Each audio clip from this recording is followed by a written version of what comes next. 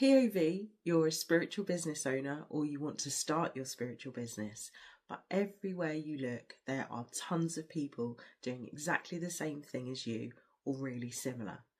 So as you're looking around, you're thinking, oh, the market's saturated, there's no space for me, I'll just wait. And then you don't start. If this is you, this video is exactly for you. I'm Leonie and I'm a spiritual business midwife, and I help spiritual business practitioners, spiritual business owners and sacred space holders structure their offers so they are clear on exactly what they're offering. If you came to me in a Spark session with this exact scenario, this is what I would do with you. So maybe you're in this situation. You are a Reiki practitioner, you're a tarot reader, you're a mystic, you are some kind of sacred space holder, and you want to start your spiritual business, or maybe you've just started. But as you're looking around, either online, in your city, maybe there are tons of other people who are offering either exactly the same thing as you or really similar. And then you freeze. You think to yourself, everything is so noisy. There are so many people doing the same thing as me. How can I even get heard? How do I even make a start? Is there even a point to it? Yes, there is a point, and this video is exactly about that.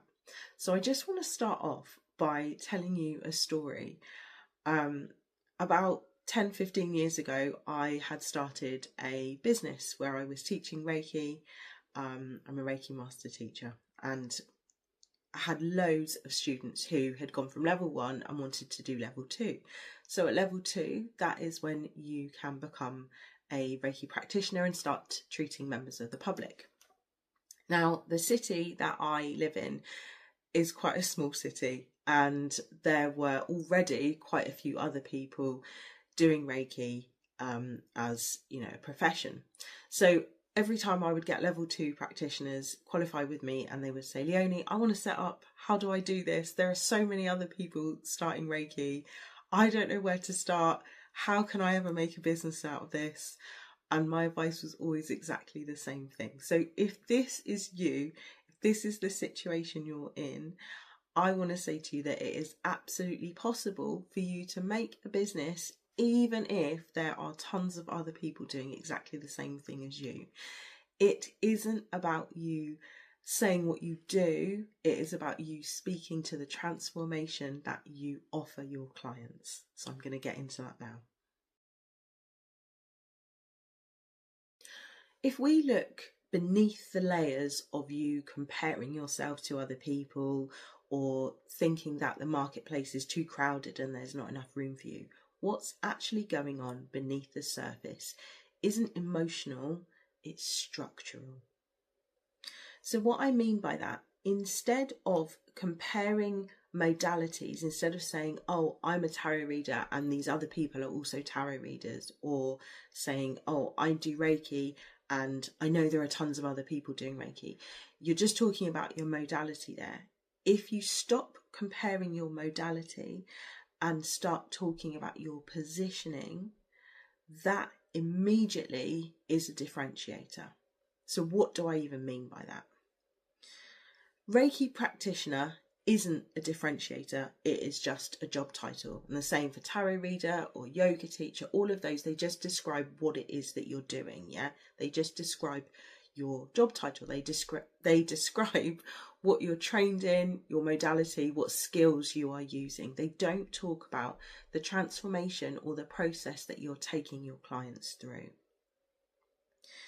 If you are worried that the market is too saturated, it is saturated, but only because people are just describing what they do. If you move away from describing what you do and move towards describing what transformation you take your clients through, what change do you help to bring about for your clients, with your clients, etc., that immediately sets you apart from other people who are offering the same modality as you or using the same skills as you. If you don't define what it is that you are doing for your client, that is where you are in danger of blending in. So I just want to break this down even further for you. So I'm going to use the example of Reiki, right? So if you are a Reiki practitioner and you have that on your website, or you have that on all your kind of marketing content, all you're doing is you are just saying which modality you're trained in. You're saying what your skills are.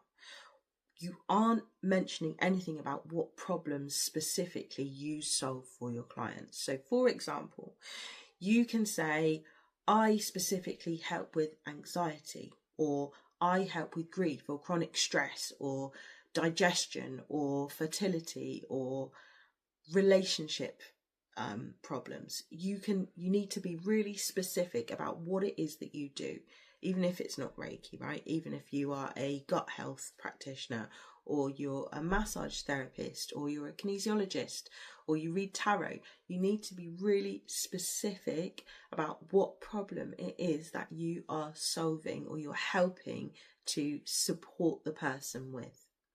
I also want to talk a little bit about comparison, because we are taught, especially when we start when we start any business, we're taught to look around at what other people in the area or other people in your sector are doing, and to kind of price similarly to them, or look at what they're offering, how they're structuring their work. And whilst that's good in a sense, because it gives you a starting point, in the long run, and in terms of helping you differentiate yourself and stop comparing, that's not the best strategy.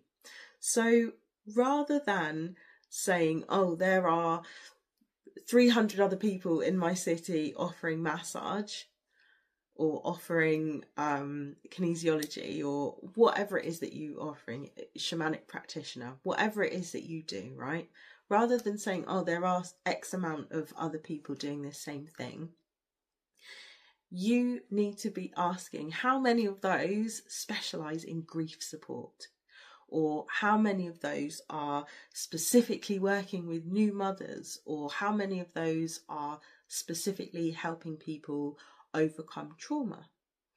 That's your specific differentiator. I know I keep using the same words, but that is part of what sets you apart and helps you to stop comparing yourself to other practitioners.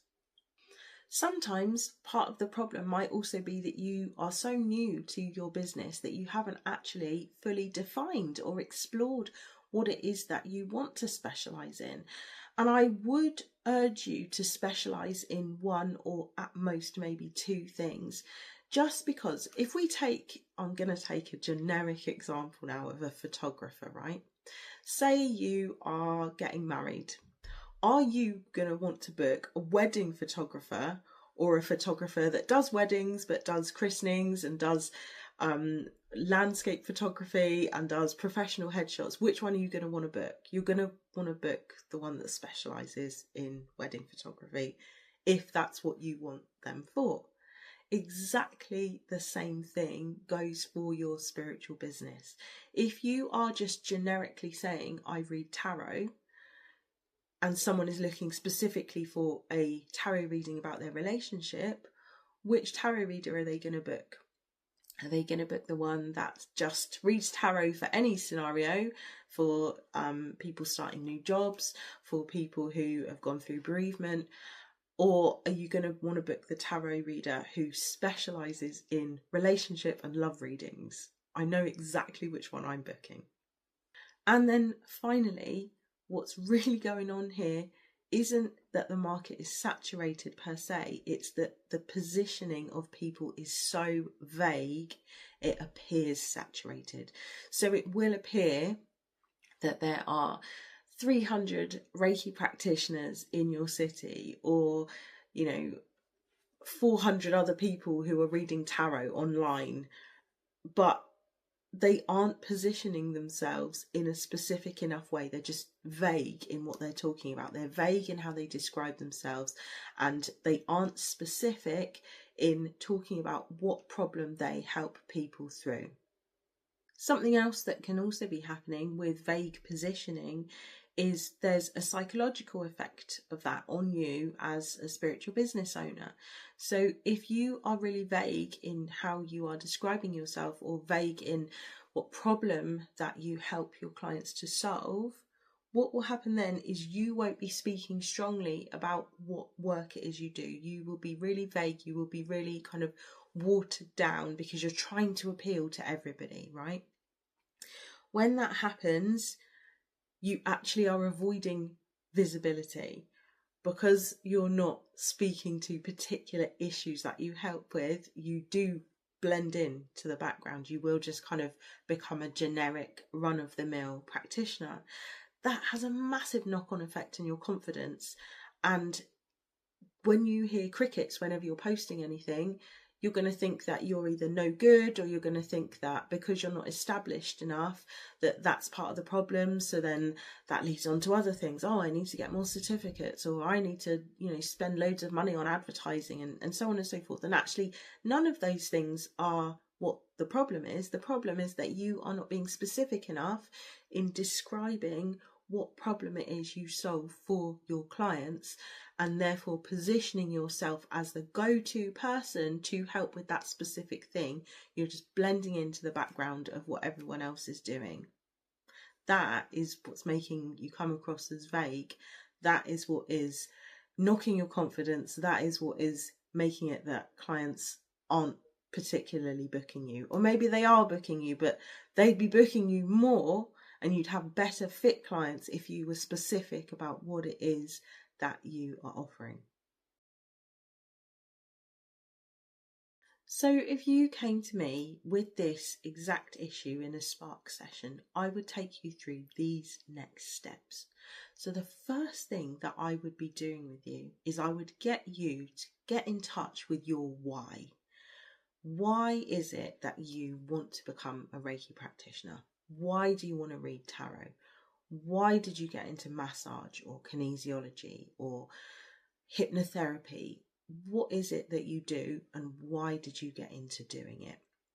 Because your why, that is your passion, that is your kind of reason for doing this kind of work.